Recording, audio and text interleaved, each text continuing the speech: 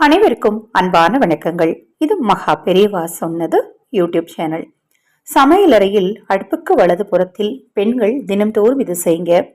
கண்டிப்பா உங்க வீட்டுல பணம் சேர்ந்துகிட்டே இருக்கும். தரித்திரம் இருக்காது, வறுமை இருக்காது, கடன் இருக்காது. கொடுத்த பணம் திரும்பி வரும், நகை சேரும், பொன்பொருள் சேர்க்கை உண்டாகும். ரொம்ப எளிமையான ஒரு சூட்சமத்தை இந்த பதிவுல பார்க்க இருக்கிறோங்க. பதிவை பார்ப்பதற்கு முன் ஒரு சிறிய அறிவிப்பு.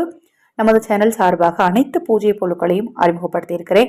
பூஜை பொருட்கள் தேவைப்பட்டாலும் ஆதரவற்ற ஏழை குழந்தைகளுக்கு இந்த கல்வியாண்டில் நீங்கள் கல்விக்கு ஏதேனும் உதவி செய்ய விரும்பினாலும், ஆதரவற்ற முதியவர்களுக்கு உணவளிக்க விரும்பினாலும் 9344692042 இந்த வாட்ஸ்அப் எண்ணுக்கு தொடர்பு கொள்ளுங்க. அதை பற்றிய தெளிவான விளக்கம் உங்களுக்கு கொடுக்கிறேன்.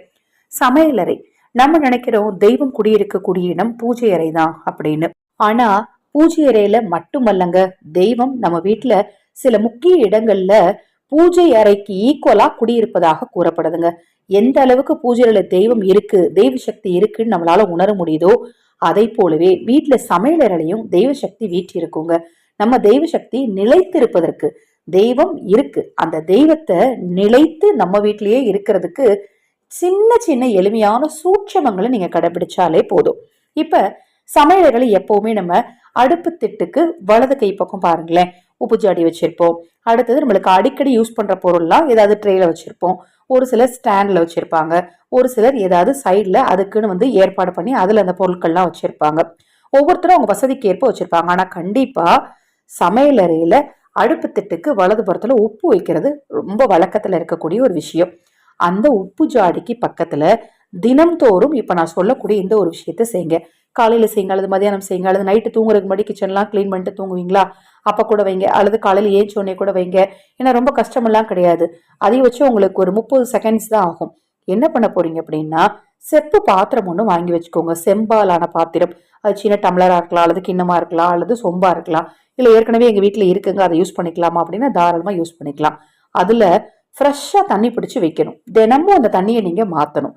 தண்ணி பிடிச்சு உப்பு ஜாடிக்கு பக்கத்துல வைக்கணும். அந்த தண்ணியை மறுநாள் நீங்க மாத்தணும். அந்த பழைய தண்ணியை உங்க வீட்டுல துளசி செடி இருந்ததுன்னு வச்சுக்கோங்களேன், அதுக்கு ஊத்துங்க. தொடர்ந்து நீங்க தண்ணியை மட்டும் மாத்திக்கிட்டே இருங்க.